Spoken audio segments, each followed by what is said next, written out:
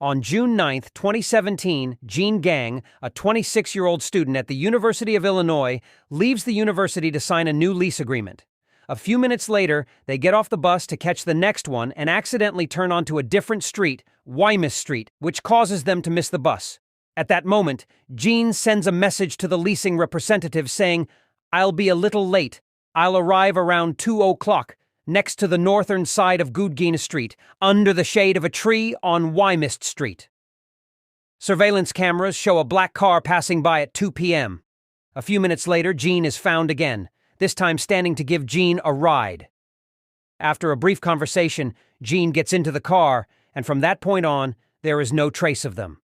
Around 9:30 p.m., their friends contact the local police and report their classmate's disappearance. Simultaneously with the start of the police investigation, the university security initiates a search program for the university's indoor and outdoor areas. However, no leads are found. On June 12th, 3 days after the incident, FBI agents review the cameras at the last location where Gene was seen. The license plate of the car in the footage was not clear, but the police locate 18 black cars registered in Illinois, and one of the owners is Brent Piston, age 27. On the same day, several FBI agents go to search Brent's house and car. After asking him a few questions about the events of a few days ago and thoroughly searching his house and car, they leave without finding any substantial evidence. 2 days later, on Thursday, June 14th, the police scheduled a meeting with Brent at midnight to discuss the events of Friday in more detail. Before anything else, they ask him to recount the conversation he had with the FBI agents at his house 2 days earlier. He asked where my wife and I were during, I think it was 2 or 3 on Friday. And I mean, I graduated a couple weeks ago, so I'm looking for jobs right now. So, okay. I mean, I was either playing video games on my computer or taking an afternoon nap. So I was unable to produce an alibi. I looked into certain things to try and see if I could get some kind of info for an alibi. I sent some texts around that time, but none exactly between 2 and 3. Brent says he was looking for messages on his phone that could have been sent between 2 and 3 o'clock to use them as evidence and prove that he was playing games at home during that time. However, he doesn't know that the police can easily access the online activity logs of the game even if he played offline. Even if he played the game offline, digital forensics can determine the exact time of the gameplay.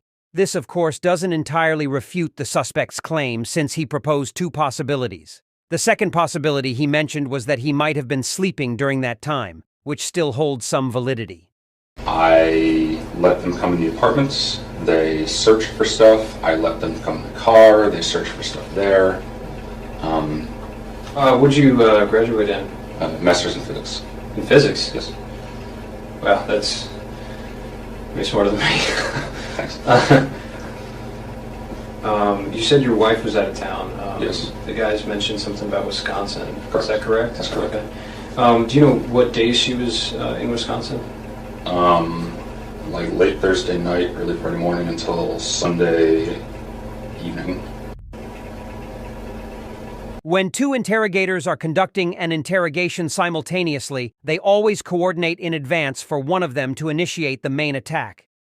A slight pause or a subtle glance is enough to signal the start of the interrogation battle.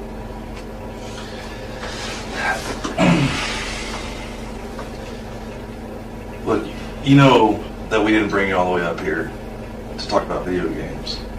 Why do you think that we brought you up here? Because the car I own was seen picking up a girl that's missing.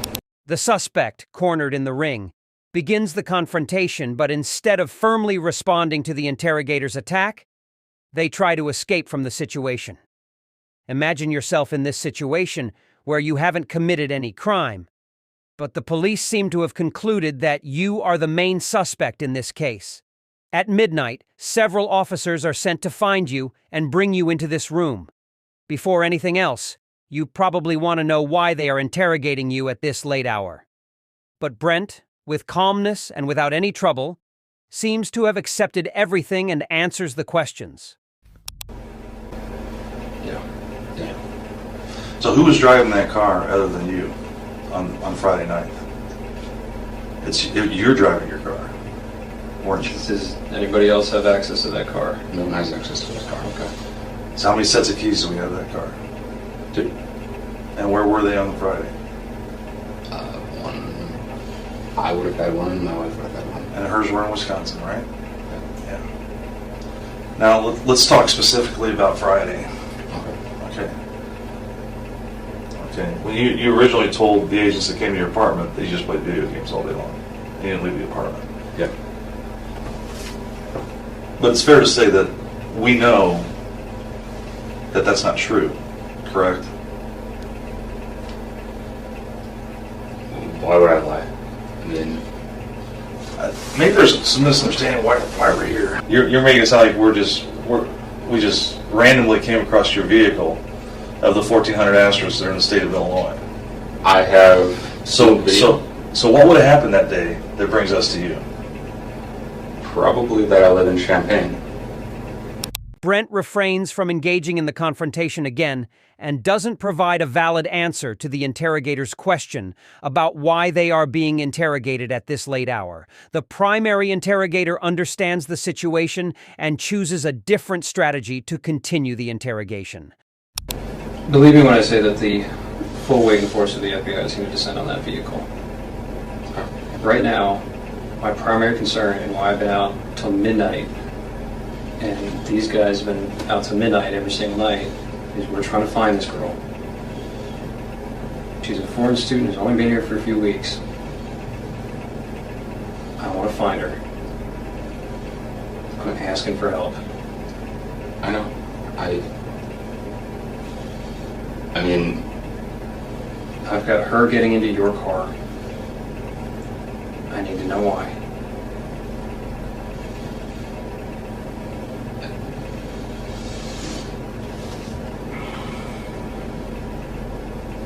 If we can help her, we need it done now. It's been like 6 days now.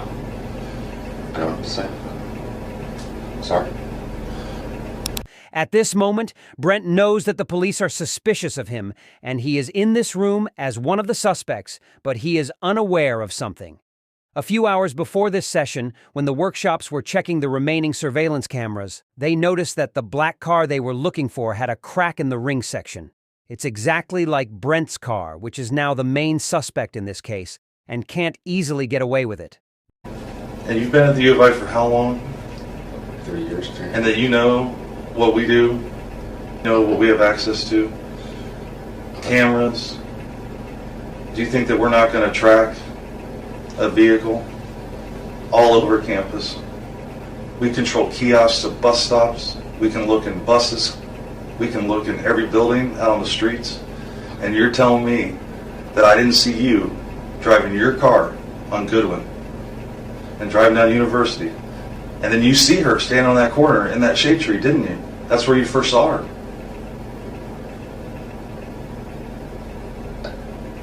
And then you turned on Clark. And we still have cameras.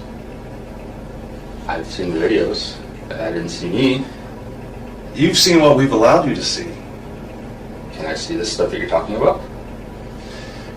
Do you think that we brought you up here to show you video? We want to understand why you did it.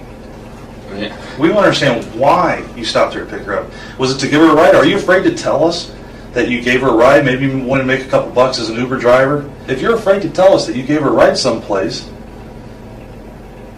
we can work with you there. This is a well-known technique that doesn't have an official name, but everyone uses it. Essentially, the detective tries to lead the suspect towards a direction where at least a minor action can be pinned on them, thus taking a step forward. They understand that it's unlikely for the suspect to confess, but at least they accept being behind the wheel of the car that picked up the victim. Now we see Brent's body beginning to tremble as he considers all the possibilities to see if he can seize the bait thrown by the interrogator or not. But I know that you picked her up. I know you did. I saw you in your shirt, arms fully extended.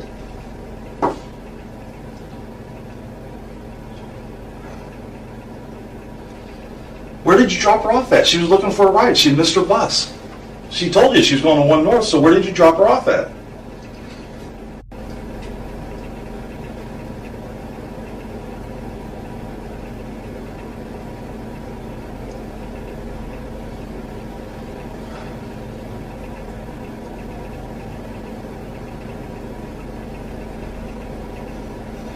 Maybe I'm getting my days mixed up then. Okay. I thought I drove around on Saturday. I did pick a girl up. I don't remember where. Okay. I saw her picture. I don't think it was her, though. Do you remember the girl's name that you picked up? No, she was talking very broken English. Okay. Tell us about what happened. What time of day was that? Early afternoon. I don't really remember. Okay. I was just driving around. I saw a girl, and she was very distressed. Okay. So I stopped my car and looked at her. I Okay. asked her if she needed help. I talked to her for a little bit. How much? I gave her a short ride a couple blocks. Okay. She freaked out and got out. Okay. That's all it was.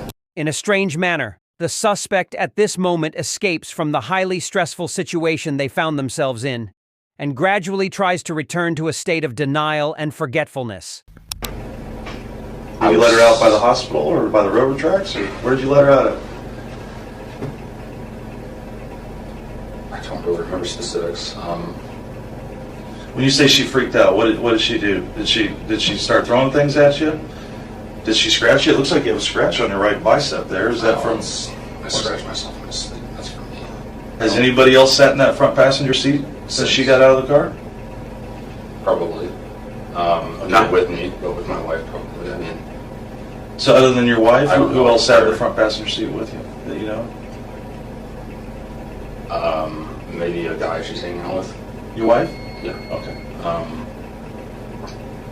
don't think it was her. And if it's her, not again. Okay. I want to find this girl because I know she's alone and scared out there, and we don't Yeah. have any contact with her. So you said you picked her up. Where were the streets at? Do you remember? No, I don't remember. Do you remember what she was wearing? No, I don't. What was her ethnicity? You said she had trouble speaking English. What was She was her- Asian. She was Asian. She was Asian. Okay. Um, What do you think? How old do you think she was? Was she my somebody? guess was about 20. Okay. My guess was about 20. Okay. Was she wearing glasses? Did she have a ball cap on? The interrogator continues with questions about the physical description of the victim, hoping that the suspect will provide an accurate answer. If they are convinced that Brent's memory is clear enough to recall what someone was wearing at a specific time, they can refute his claim of having a weak memory. This would prevent him from using the same time frame as an excuse for not remembering other details. She might have been wearing glasses. I don't remember that.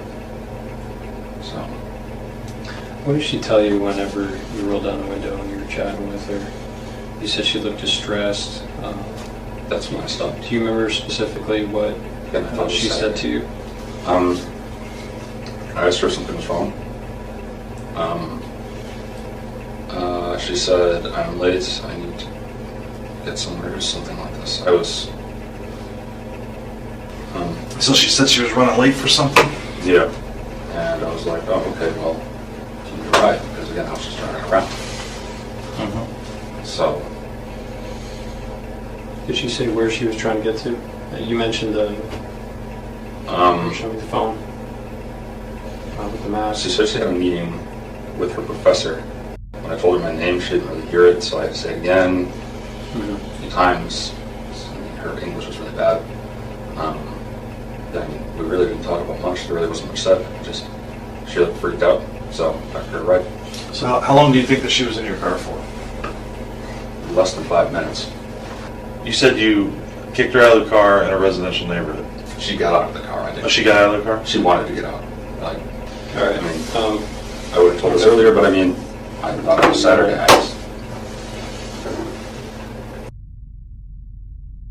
You were definitely driving all over campus, and you were by yourself, and you weren't playing video games all day. So why would you tell us that? Why would you tell the FBI that comes to your house that you were Saturday. I don't. You didn't accept the days. I mean, I thought I was doing it Saturday. So what did you think that those two agents were at your house talking to you about? They were asking me about Friday between 2 and 3, so I told them. I mean, maybe I got my days mixed up. You know, I said a little bit ago. I thought I was doing this Saturday. Feel the need to give them that information? And it might be important? I mean, The primary interrogator makes a mistake by interrupting the suspect's direct response and returning to the previous topic. It is clear that their patience has run out, and they are now trying to find an excuse for the next confrontation. So you go northbound through University. Where do you go next? Do you remember? I turned left. I'm going to ask a personal question. Don't take it the wrong way. You mentioned your wife went on vacation with another friend. You mentioned that there's another guy she hangs out with. You mentioned there was another girl you hang out with. Do you guys have We're in a very open open relationship? Okay. Yeah, I have a girlfriend. She has a boyfriend as well. Okay. Kind of strained between us as well. So every marriage goes through some rough patches. Yeah. Yeah. I mean, How long has that been going on, that strain? The interrogators are now laying the groundwork for a different perspective on Brent's marriage, aiming to gain a new understanding of the motive behind the crime and uncover the emotional roots within the suspect. Brent has gone through an unsuccessful marriage, and it is possible that he might try to use it as justification for the crimes he has committed. a few months. Did she go to Wisconsin with a boy or another girlfriend? Guy. How'd that make you feel when she went away for the weekend, this long weekend with that guy? Lonely. Yeah. And it's okay. Those are normal human feelings. Yeah. Did you feel hurt? Well, yeah, but But still, she's your wife, and it's tough. It's tough to see somebody you care about, that you love, to go someplace else with somebody else and not include you. yeah. And I get that, man. Is that why you were driving around campus all day, pretty much all day long on Friday? Because you missed her? Just trying to clear my head. Yeah, more or less. That's understandable. Did you talk to any other girls that day? No. Did you talk to any other girls on Saturday? Or did you stay home Saturday? No. Once again, days mixed up. Okay. When I was driving around, she was the only person I talked to. Okay. Okay, fair enough. You're a smart man. So you have to understand how technology works. How do you think I knew that she Googled the address to One North? How do you think I knew that?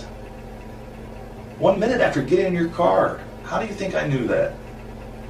We know that she didn't get out of your car. You need to be honest with us. Help us bring her back to her family. You can do that. You can do that. You can do it right now. It seems like you're, instead of just answering the question, you're trying to think about 3 steps forward. And I think I've demonstrated enough, I've shared enough with you that you know that I know that you didn't drop her off in that neighborhood. You know that we can follow her phone. Okay. So where did you drop her off at? Where'd you take her, Brent? The innocent suspect maintains his innocence, and without any charges, he is released after this interrogation session. Despite the security camera footage, the cracked car ring, and the contradictions in his statements, without solid evidence or a definite confession, they couldn't proceed further. He is left with more questions. Therefore, Brent goes back to his normal life after completing the interrogation session. But the story doesn't end here. 4 days later, the FBI contacts Brent's girlfriend Tara, asking her, as the closest person to Brent, to help the police find Jean. With Tara's consent, she is provided with a surveillance device to record her conversations with the suspect. This strategy is highly risky because if the suspect becomes aware of the situation, he could potentially harm Tara at home, in the car, or anywhere else. However, it seems to be the only possible way to find Jean. Tara activates the device after the police session. I'm turning this thingy on. It's about 12:40, and I'm gonna go see Brent on the porch. In the initial recorded files, Brent discusses his plan to remove his name from the FBI's list. I have already done more than I had to for them, and I was repaid by getting myself. I want to find this girl, and I'm going to go talk to one of the FBI agents. Where do you have to talk to them? I don't, but I will. And then On June 17th, which is 8 days after Jean's disappearance, Brent voluntarily returns to the same interrogation room. He almost repeats the same story he told last time, claiming that his intention is solely to assist. The interrogator asks him to drive along the same route he took with Jean, this time accompanied by the police.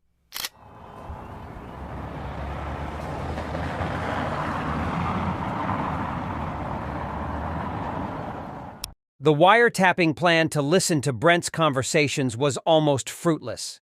He didn't tell Tara anything that could be used as evidence. Until June 29th, everything changed.